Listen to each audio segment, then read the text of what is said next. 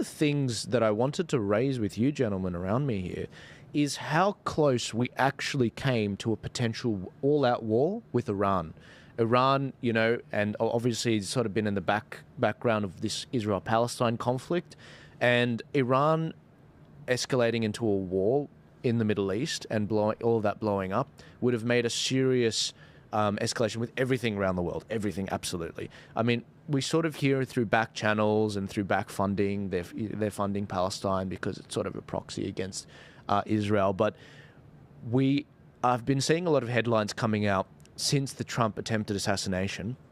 Trump's assassination attempt, live updates from NBC and a few other outlets saying that the US learned of an Iranian plot to kill Trump weeks before the shooting. Now, this is kind of like, weapons of mass destruction. And, there was a similar plot, even though there's zero links between the shooter and Iran, there's this almost like, all it could be like is like, intelligence agencies, 20 of them have testified that, there's links between this shooter, and that's all it took for basically America to invade Iraq.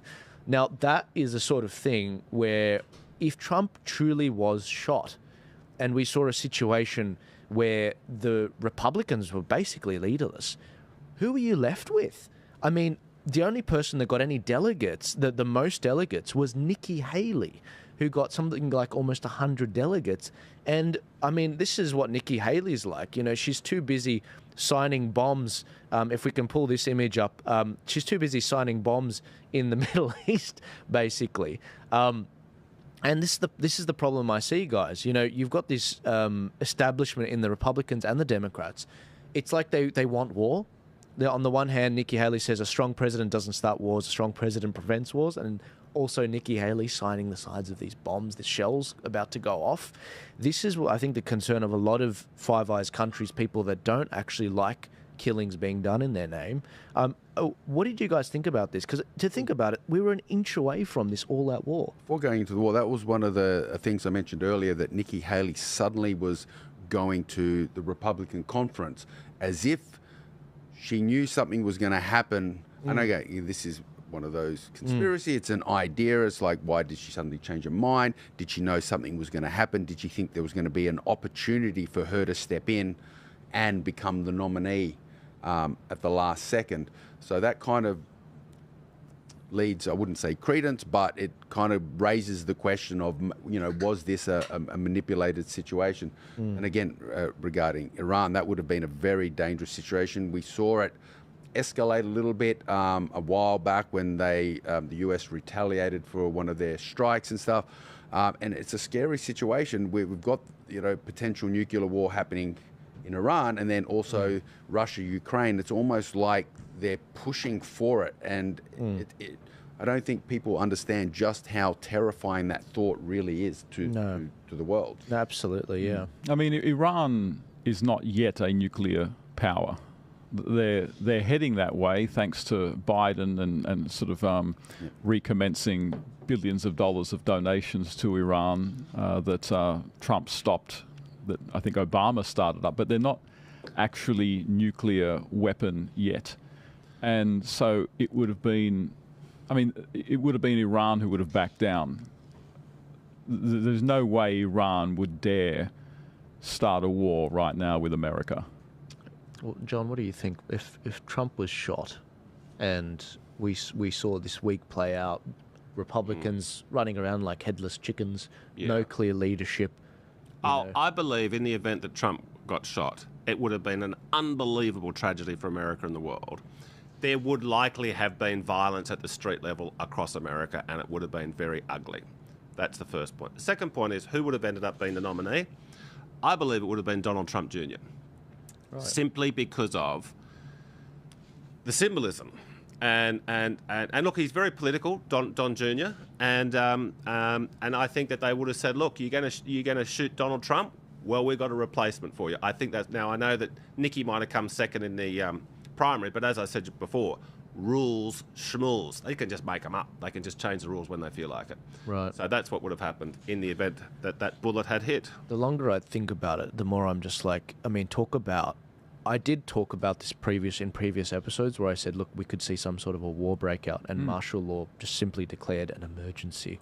And then, I mean, what I was worried about is, I mean, the moment one person in the 70 million that voted for Trump does any kind of violence, if Trump was to be shot, it basically justifies them unleashing everything from the intelligence state, taking all of the guns. We need to accelerate these rules. We've got emergency laws, martial law declared. I mean, we would see just complete bedlam. What would have happened? And the reason we're talking about any of this, guys, is because we were truly an inch away from the Australian economy just being decimated. 1/10 of an inch.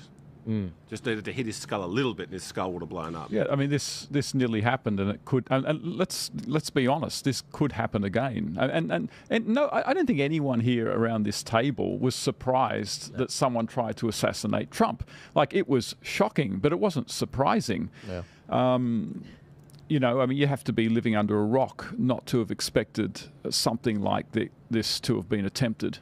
The only thing that was surprising was kind of how it happened, I think, rather than that it did happen. Yeah.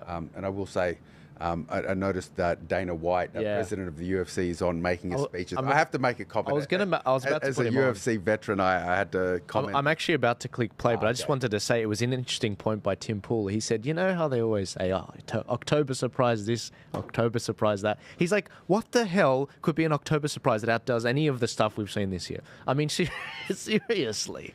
Anyway, I do want to play this for you guys. For those of you that are on X right now, we have reached 200.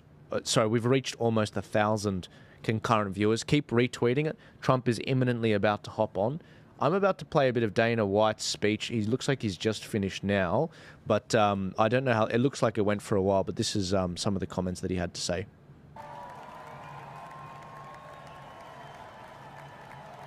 Good old Dana. So he's known Trump well before he was president. Good evening, ladies and gentlemen. I'll bring up a comment about that. I'm the CEO and president of the Ultimate Fighting Championship. So 2 weeks ago, I got a call from President Trump asking me if I'd be willing to speak tonight. As usual, there was no pressure, no demands. He asked me as a friend, and of course I said yes.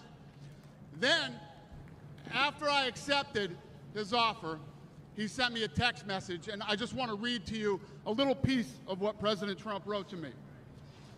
Dana, I'm so honored that you will be doing the introduction at the National Republican Convention. Think of it as the biggest fight you ever had, a fight for our country and even the world. I only wish you didn't have to interrupt your family trip, but I hope they understand they love you and they know how important this is. That's epic. Isn't that epic, Elvis? Yeah. Now think about this. This man's running for president of the United States. He's fighting